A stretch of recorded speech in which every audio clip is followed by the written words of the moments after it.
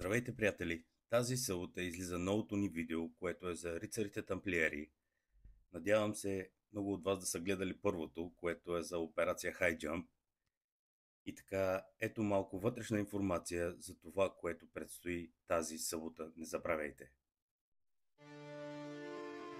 През 1307 година крал Филип IV на Франция, който дължал много пари на ордена, ги обвинява в ерес и сатанински ритуали. Великият магистър Жак Дю Моле и много рицари били арестувани и изгорени на клада. Преди унищожението на ордена, някои тамплиери успяли да избягат и според легендите взели със себе си най-ценните съкровища – животът и Светия Граал. Но дали това са само митове и легенди? Предстои да разберем.